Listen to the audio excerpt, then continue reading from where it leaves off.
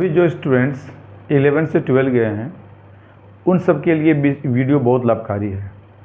आपने 11 का एग्ज़ाम दिया 2 सेमेस्टर में, फर्स्ट एंड सेकंड।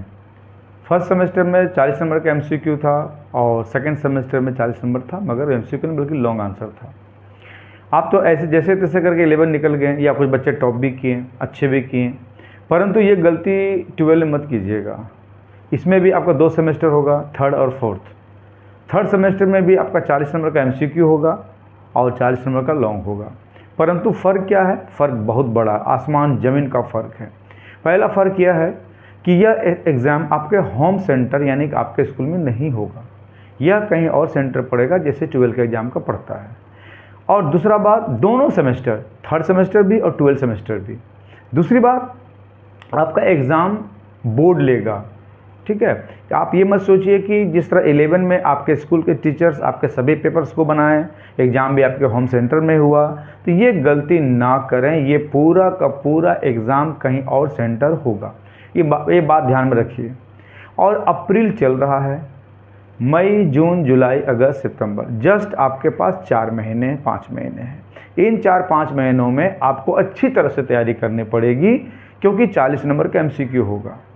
ये जो नया तब्दील आया है, इसको आप 2 तरह से ले सकते हैं, एक तरह से प्लस पॉइंट भी, एक तरह से माइनस पॉइंट भी है। प्लस पॉइंट इस बात को कहेंगे कि जो एग्ज़ाम पहले एक बार में ही 12 का होता था और बच्चों को मौका नहीं मिलता था, लेकिन इस बार से जो सिस्टम लागू हुआ है, आपके लिए सबसे बड़ा गोल्डन चांस, एग्ज़ाम 2 बार होगा, ठीक है। और एक बार में 40 नंबर का, फिर दूसरा बार फिर 40 नंबर का होगा।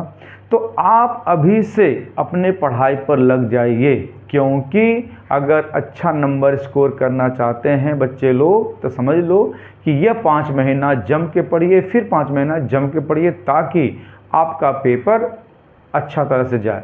और एक बात और, जैसे कि इस बार 12 में एग्ज़ाम हुआ, लेकिन अगले बार, अब इस बार जो 12 का जो एग्ज़ाम हुआ मार्च में, अगले बार वो मार्च में नहीं होगा, जहाँ तक मुझे लगता है। क्यों? क्योंकि अगले साल मुख्यमंत्री का इलेक्शन है, विधानसभा का इलेक्शन है। इसीलिए आप याद रखिए, हो सके 10 दिन के बाद, 20 दिन के बाद नोटिस मिल ही जाए, 1 महीना बाद, कि एग्ज़ाम आपका फेब में ही होगा। इसीलिए आपका ऑलरेडी 1 महीना कम हो गया।